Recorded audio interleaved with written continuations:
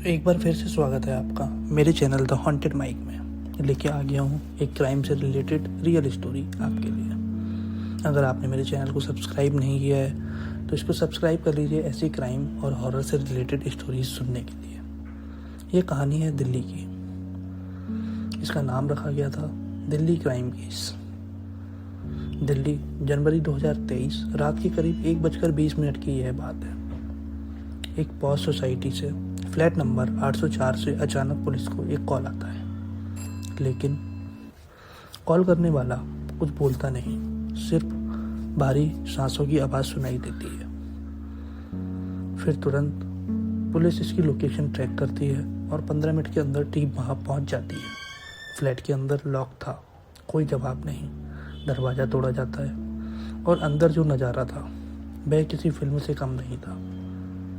कमरे के बीच में एक आदमी की लाश पड़ी थी। नाम आदित्य मेहरा, उम्र 34 साल। कमरे में कोई संघर्ष के निशान नहीं, कोई चोरी नहीं, सब कुछ बिल्कुल नॉर्मल। बस एक चीज़ अजीब थी, उसका फ़ोन उसके हाथ में ही था और आखिरी कॉल उसी नंबर पर गई थी जिससे पुलिस को कॉल आया था। केस सौंपा गया इंस्पेक्टर राहुल वर्मा को। राहुल वर्मा ने सबसे पहले सीसीटीवी फुटेज चेक की। फुटेज में साफ दिख रहा था आदित्य रात 10:42 पर अपने घर में एंटर करता है। उसके बाद कोई अंदर नहीं आया, कोई बाहर नहीं गया। मतलब साफ था, कातिल या तो अंदर ही था या फिर कोई कातिल था ही नहीं। धीरे धीरे तनाव बढ़ते गए। पोस्टमार्टम रिपोर्ट आई। फिर यह केस बिल्कुल पलट गया। मौत जहर से हुई थी, लेकिन जहर उसके शरीर में गया कैसे?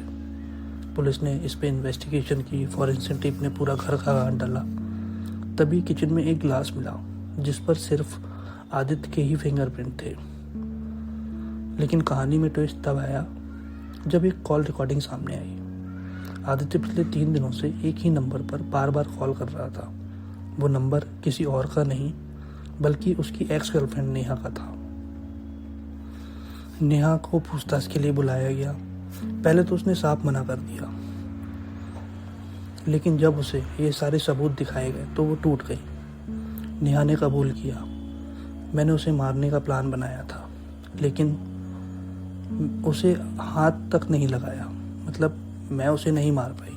असल में नेहा ने आदित्य को एक गिफ्ट भेजा था, एक प्रीमियम विस्की की बोतल जिसमें धीमा असर करने वाला जहर मिला हुआ था।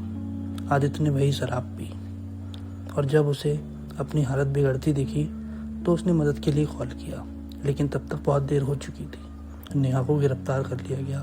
केस क्लोज हो गया। लेकिन सबसे खौफनाक बात आज भी वही है।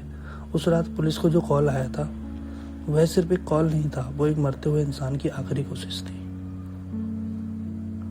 ऐसी हॉरर से रिलेटेड और क्राइम से रिलेटेड स्टोरी सुनने के लिए मेरे चैनल को सब्सक्राइब कीजिए। अगली कहानी और भी खौफनाक होगी।